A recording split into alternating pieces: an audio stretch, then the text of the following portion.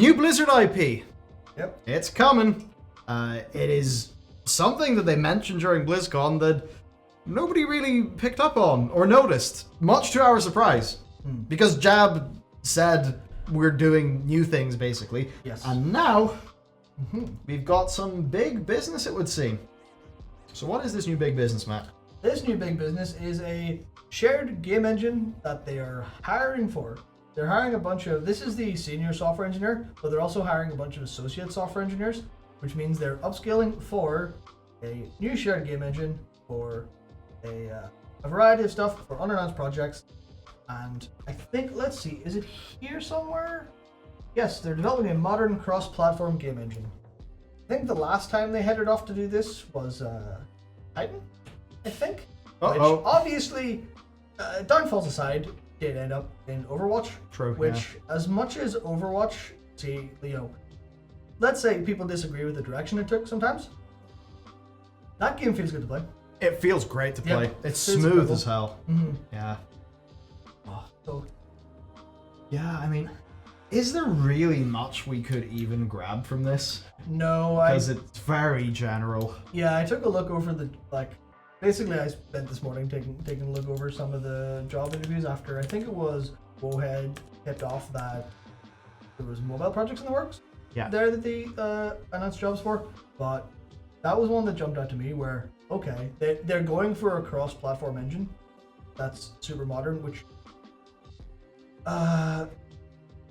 is good news and bad news, I think. Okay. Because good, for a start, is obviously Overwatch feels good.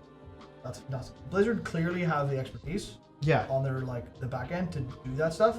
I mean, World of Warcraft, despite how old it feels sometimes and looks sometimes, there's no game that plays quite as well as just you hit your buttons and as long as there's no world lag, it feels good.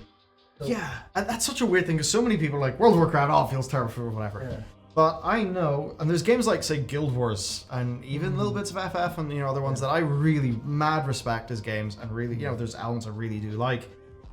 I don't know what it is about just hitting a button in WoW, but they've got that feeling pretty good, assuming there's no lag. So, yeah, I mean, they're good at that. Yeah, they're really good at that, which means whatever the new projects are, it's likely they're going to put a lot of engineering time, a lot of resources into making it good.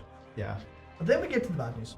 Because that's a lot of resources. That's a lot of time. We're talking I can't remember where somewhere else started an engine, and I was like, that means new IPs 5 years out at the very least. I think maybe not the very least. I'd almost say very least if a new engine needs. Yeah, depends on how far they go with development, and it's kind of the same problem that they could run into the same problem, especially if they're going cross-platform, where if they end up doing the Frostbite thing, where they go, here's our new engine, here's... Yeah. For context, Frostbite is EA's engine that they mandated use of in-house, which resulted in this sequestered engine development team, mostly focused on the Battlefield guys and stuff over at DICE.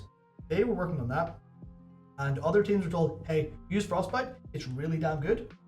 And on the financial side, costs us money, but we won't have to give the license fee to Unity, Unreal Engine, anything like that. We can control everything and do it perfectly. But it resulted in these teams not having access to the people who made the engine and not having the tools built for them just yet. So this could kind of happen, and I wouldn't be afraid of this for Overwatch when it was being built, but I'm afraid of it for the cross-platform and the cross-team thing. Okay. I definitely think that there could be a problem where they just develop games at the same time they're making the engine because there's pressure to get games out, pressure to get the engine done. Is this the development process of the American F-35 jet, but applied to a video game where they're doing all stages of development at once and,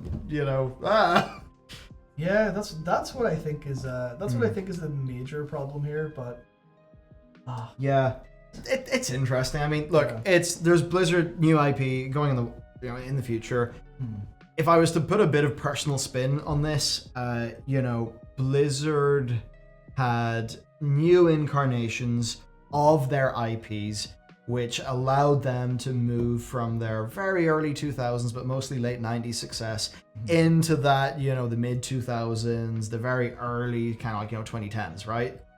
And then they decided to do new things. Their new things were Overwatch and Hearthstone, and those did really well and kind of propelled them up a bit. So I have to wonder, does Blizzard Entertainment actually just see that competition is getting really damn serious these days, and they need to start working and embarking on those very long-term projects that are the sort of thing where, you know, you got to be able to think a decade ahead of yourself if you're a group like Blizzard and you want to stay top dog at, you know, being you, because people are always expecting you to do that. Which, I mean, to me, it sort of means that, you know, is my darling StarCraft going to fall by the wayside as time goes on? Probably. But it's what they need to do. So I wonder if this is just going for those really big, maybe moonshots and stuff like that, that'll kind of propel them to that next level. Yeah. I imagine they're really bitter about Riot, to be honest. Just like knowing certainly. they missed out on Dota, and then now Riot is turning into Riot Games and is getting multiple game projects out there and has a bunch of that good hype that I think Blizzard felt like that was really theirs in the past. I know they've even lost loads of staff to Riot, which is no surprise when Blizzard underpay and Riot pay pretty damn good. Yeah, they're only a stone's throw away physically, location-wise as well. Yeah. So it's just, you wanna come to the building down the road? Well, not down the road, but couple blocks, couple cities away to just have. I don't say double your pay, but sometimes it certainly feels like that. Because if Blizzard underpay and Riot overpay, I mean, you're gonna make some serious gains on that. Yeah. Plus the thing there is, like, if your wages double, like, so much of that, you know, if it goes from here to here, so much of this bit is going to fall under the realm of more disposable income. So, you know, savings, life experiences, stuff like that. I think it's going to mean the Riot they must be super competitive in the jobs market. Yeah, I mean, I definitely don't want to be any of the people in the room when the Activision shareholders saw the Riot MMO. Oh boy, yeah. Like, I'm sure those people would have had information far ahead of any of us. And I mean, obviously we've been joking about an MMO for so long. We knew they had one for quite a while. We knew they had one for a while, but they just, that quiet enough to just, hey, yeah, we're hiring for an MMO. Wanna come join?